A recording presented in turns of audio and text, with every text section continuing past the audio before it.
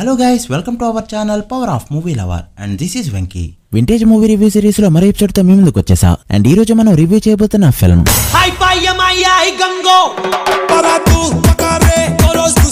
Box office దగ్గర power star range ఏంటో చూపిస్తూ నెంబర్ 1 హీరోని చేసిన గబ్బర్ సింగ్ తర్వాత ఈ ఫిల్మ్ ఎన్నో అడ్డంకుల్ని ఎదుర్కొని కూడా బిలో యావరేజ్ టాక్ తో బాక్స్ ఆఫీస్ దగ్గర రికార్డ్స్ పెట్టిన ఫిల్మ్ ప్రమోషన్స్ ఏం లేకపోయినా బీభత్సమైన హైప్ తో రిలీజ్ అయిన సినిమా. మరి ఈ మూవీ ఎదుర్కొన్న సమస్యలేంటో, క్రియేట్ చేసిన records, movie review and facts గురించి ఈ వీడియోలో మాట్లాడుకుందాం పదండి. ఇప్పటికే ఈ సిరీస్ లో చాలా మూవీస్ ని రివ్యూ చేశాం. ఇంట్రెస్ట్ ఉన్న వాళ్ళు ఒకసారి ప్లేలిస్ట్ లోకి వెళ్ళి చెక్ చేయండి. అండ్ ఈ సిరీస్ లో నెక్స్ట్ ఏ మూవీ పై రివ్యూ కావాలో కామెంట్ చేయడం మాత్రం మర్చిపోవద్దు.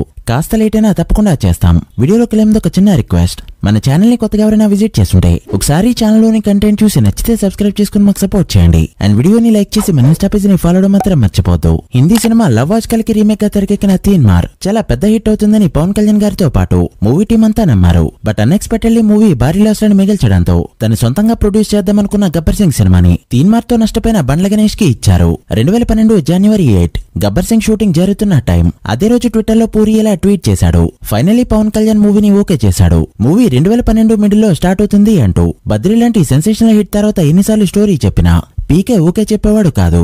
జస్ట్ పీకే రిజెక్ట్ చేసిన సినిమాలతోనే చాలా మంది స్టార్స్ అయ్యారు.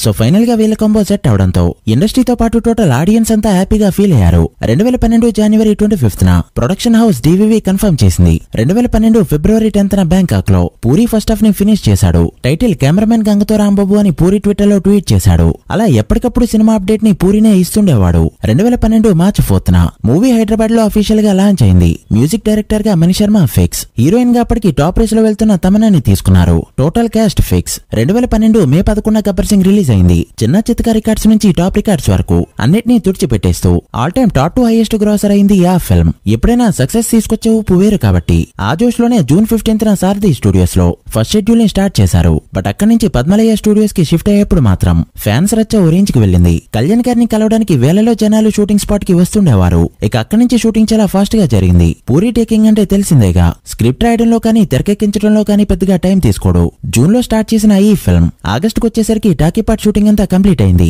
ఇక 2 సాంగ్స్ మాత్రమే బ్యాలెన్స్. వాటిని సెప్టెంబర్ లో షూట్ చేశారు. క్లైమాక్స్ లో వచ్చే ఆ క్రౌడ్ సీన్ ని రియల్ ఫ్యాన్స్ తో తీద్దామనుకున్నారు. బట్ పవర్ స్టార్ ఫ్యాన్స్ తో షూటింగ్ అంటే తెలిసిందేగా. ఆ హెవీ క్రౌడ్ లో షూట్ చేయడం ఇంపాసిబుల్. సో సెపరేట్ గా సీజీతో తీశారు. 2012 సెప్టెంబర్ 2 పవన్ కళ్యాణ్ గారి బర్త్డే సందర్భంగా టీజర్ ని అండ్ అక్టోబర్ లో ట్రైలర్ ని రిలీజ్ చేశారు. రెస్పాన్స్ మాత్రం అదిరింది. మూవీలో మొత్తం ఉండేది 6 సాంగ్స్. మెల్కల్ తిరుగుతుంటే సాంగ్ ఒకటే హిట్. అది కూడా ఏ సాంగ్ ఇన్స్పిరేషన్ తో కంపోజ్ చేశారో తెలిసిందే. మణి శర్మ పవన్ కళ్యాణ్ కాంబోకి ఇది ఒక below average album. Pawan Kalyan senior fans అయితే బాగా హట్ అయ్యారు. అప్పట్లో సినిమాకి మెయిన్ ప్రమోషన్ అంటే ఆడియో ఈవెంట్స్. బట్ ఈ సినిమాకి ఆడియో ఈవెంట్ జరగలేదు. బేసిక్ గా పవర్ స్టార్ మూవీ అంటే పోస్టర్స్ తోనే ఆ హైప్ వచ్చేస్తుంది. అక్టోబర్ 11, 2012 సెన్సార్ నుంచి ఎలాంటి కట్స్ లేకుండా యూబీఏ సర్టిఫికెట్ ని సొంతం చేసుకుంది ఈ ఫిల్మ్. ఇక 2012 అక్టోబర్ 18న వరల్డ్ వైడ్ గా 1600 స్క్రీన్స్ లో చాలా గ్రాండ్ గా రిలీజ్ అయింది ఈ ఫిల్మ్. ఇక రివ్యూ విషయానికి వస్తే ఈ రోజు డేట్ అక్టోబర్ 18, 2012. ముందుగా ప్లాట్ విషయానికి వస్తే చిన్నప్పటి నుంచి అనాదిగా పెరిగిన రాంబాబు ప్రతిదాన్ని ప్రశ్నించుకుంటూ ఒక మెకానిక్ గా వర్క్ చేసుకుంటూ ఉంటాడు. సో ఒక రోజు తను ప్రశ్నించిన విధానానికి జర్నలిస్ట్ గా ఛాన్స్ వస్తుంది.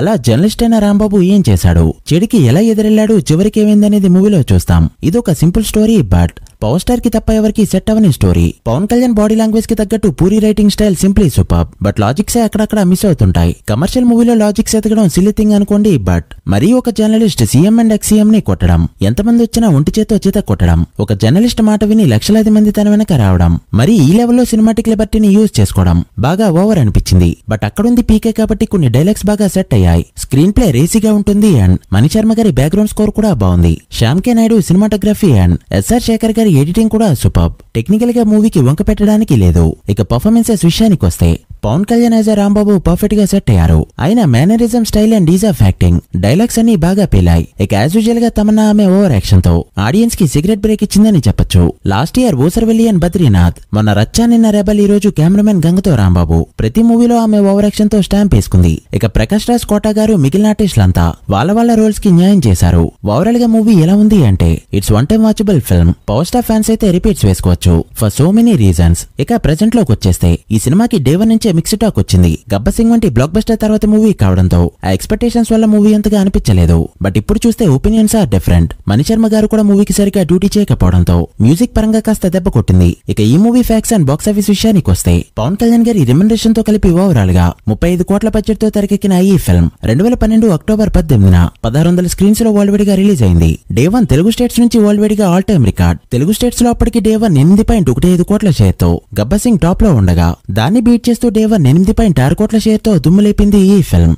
డే 1 వరల్డ్ వైడ్ గ్రాస్ 15 కోట్లు. లాంగ్ రన్ లో ఆంధ్రాలో మంచిగానే పర్ఫామ్ చేసిన తెలంగాణలో మాత్రం బాగా దెబ్బ కొట్టింది. కారణం ఈ మూవీలో కొన్ని క్యారెక్టర్ సీన్స్ అండ్ డైలాగ్స్ కొంతమందిని ఉద్దేశించి ఉన్నట్టు ఉండడంతో తెలంగాణలో చాలా చోట్ల మూవీని సెకండ్ డే నుంచే ఆపేశారు. చాలా రోజుల పాటు మూవీ తెలంగాణలో రన్ అవ్వలేదు. తిరిగి వాళ్ళ డిమాండ్ ప్రకారం 9 సీన్స్ ని కట్ చేయగా ఆ తర్వాతే మూవీని వేశారు నైజాం డిస్ట్రిబ్యూటర్ దిల్ రాజు. అలా నైజాం లో రన్ అనేది దెబ్బ కొట్టింది. బట్ వీకెండ్ కే 30 కోట్ల గ్రాస్ అండ్ ఫస్ట్ వీక్ 52 కోట్ల గ్రాస్ తో దుమ్ము లేపింది ఈ ఫిల్మ్. ఓవరాల్ గా 70 కోట్ల గ్రాస్ ని కలెక్ట్ చేస్తూ అప్పటికి Tollywood top 10 highest grosser list లోకి చేరుతూ ట్రేడ్ మత్తులు పోగొట్టింది ఈ ఫిల్మ్. షేర్ అప్పటికి టైర్ 1 హీరోల హిట్ సినిమాలైన Adhurs Brindavanam, Darling, Mr Perfect కంటే కూడా ఎక్కువ with below average talk. Power star box office stamina ఏంటో చెప్పడానికి ఒక ఎగ్జాంపుల్ చాలు.